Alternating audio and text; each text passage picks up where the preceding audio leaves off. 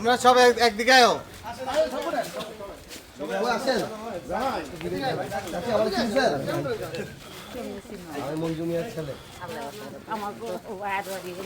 আমাকে শ্বশুর বাড়ি হে ওই বাসা ছাড়া সামনে এটা হোস্টেল নাই।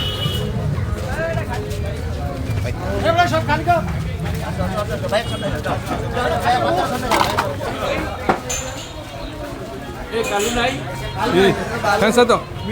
নেতা কর্মীরা আমাদের কাছে আসে, কিছু মানুষ আমাদের কাছে আসে, বাট ম্যাক্সিমাম ভোটারদের আসতে পারে না। এই প্রত্যন্ত অঞ্চলের ভোটাররা কোনোভাবেও সম্ভব না আমাদের কাছে আসা, আর আমাদেরও এই গাড়ি নিয়ে বা বিরাট বহন নিয়ে তাদের কাছে যাওয়া সম্ভব না। তো এইভাবে ইন্ডিভিজুয়ালি যদি আমরা মোটর বাইকে করে যেতে পারি, তাহলে আমার মনে হয় আমরা মানুষও খুশি হয় এবং আমাদেরও অনেক কাজ হয় যে আমরা একদম ফার্স্ট হ্যান্ড দেখতে পারি যে মানুষের অসুবিধাটা কি। আজকে যে বাড়িগুলি গেলাম, আপনিও দেখলেন আমাদের সাথে যে তাদের বেসিক কিছু প্রবলেম আছে। তো এই প্রবলেমগুলি কখনো আমাদের কানে আসবে না যদি আমরা না যাই। তো এই কারণেই মোটর বাইক দিয়ে না যায় কোনো উপায়ও নাই। আপনি দেখলেন রাস্তাঘাটের যে অবস্থা, তা motorcycle is the only way that you can reach them.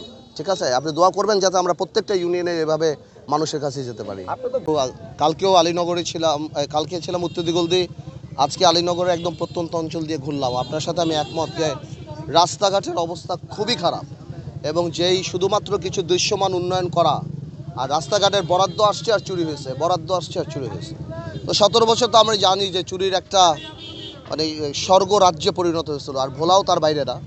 একটা রাস্তা কিন্তু এমন না যে বরাদ্দ করা হয় নাই, বরাদ্দ করা হয়েছে বছরে 3বার 4বার করে একটা রাস্তা বানানো হয়েছে। শুধু বরাদ্দ আসছে আর টাকা চলে গেছে। আপনারা দেখলেন তো, আপনি কল্পনা করেন শীতের সময়, এই বর্ষার সময় এখানে মানুষের কি অবস্থা। সো আমি মনে করি মেজর দাবিগুলি গ্যাস থেকে আরম্ভ করে মেডিকেল কলেজ বা ভোলা বরিশাল সেতুর পাশাপাশি এই সাধারণ মানুষ যারা, এদের জন্য এই রাস্তাঘাট এবং ভালো পানি খাওয়ার যে ব্যবস্থাটা, ডিপ টিউবওয়েলগুলি সব নষ্ট হয়ে গেছে। আমার মনে হয় এইটাকে একদম আমাদের আটমোস্ট ইম্পর্টেন্স দিতে হবে ইনশাআল্লাহ। আল্লাহ যদি সুযোগ দেয় তাহলে এই এই এই এই রাস্তাঘাটগুলি আমাদের উন্নয়ন করাটা অনেক বেশি ইম্পর্টেন্ট। বিশেষ করে এই গ্রামে গঞ্জের রাস্তাঘাটগুলি যেগুলি আসলে চোখে পড়ে না, কিন্তু সাধারণ মানুষদের জন্য মানে জীবন অনেক কঠিন হয়ে এইসব জায়গাতে কঠিন হয়ে গেছে। একই জিনিস এখানকার এখানকার ভোটারদের বেসিক নিড, তারা এমন কোনো রাজপ্রাসাদ চায় না।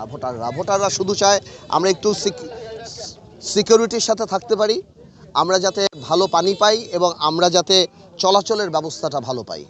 আর ওগুলি তো আছেই, ভোলা বরিশাল সেতু, সেগুলি তো লার্জার কনটেক্সটে। কিন্তু এই প্রত্যন্ত অঞ্চলে যে মানুষগুলির কাছে গেলাম, আমি এটাই দেখলাম যে শুধুমাত্র চলাফেরার যেই সুবিধাটা সেটা তারা চায়, কারণ কোনোভাবেও এইসব জায়গায় চলাফেরা করা এখন আর সম্ভব হচ্ছে না। আর খাবার পানির ব্যবস্থা চায়, আর বেসিক্যালি আর সিকিউরিটিটা চায়। তো ইনশাল্লাহ আমরা তিনটাই ইনশিওর করেছি। আমরা আগেও এমপি ছিলাম, অনেক আগে থেকেই আলহামদুলিল্লাহ আমাদের এই চাঁদাবাজি বা সিকিউরিটি বা আমাদের নেতাকর্মী এই ধরনের কোনো বদনাম আমাদের নাই। তো আমরাও আশ্বস্ত করেছি এবং তারাও আমাদের উপর আস্থা রাখে, বিশ্বাস রাখে যে ইনশাল্লাহ আমাদের দ্বারা কোনো অন্যায় হবে না ইনশাল্লাহ। তারা কেমন সাড়া দিচ্ছে আপনাকে? আমি তো যতদূর যাচ্ছি আলহামদুলিল্লাহ ভালোই সাড়া পাচ্ছি। এখনও তো আরও 10 দিন বাকি আছে। কালকেও দক্ষিণ দিগলদি একটা পথসভা জনসভায় হয়ে গিয়েছে। আজকেও আমাদের বিশ্বাস ইনশাল্লাহ ভোটাররা আসবে, ভোটাররা আস্থা রাখবে, ভোটাররা বিশ্বাস করবে ইনশাল্লাহ।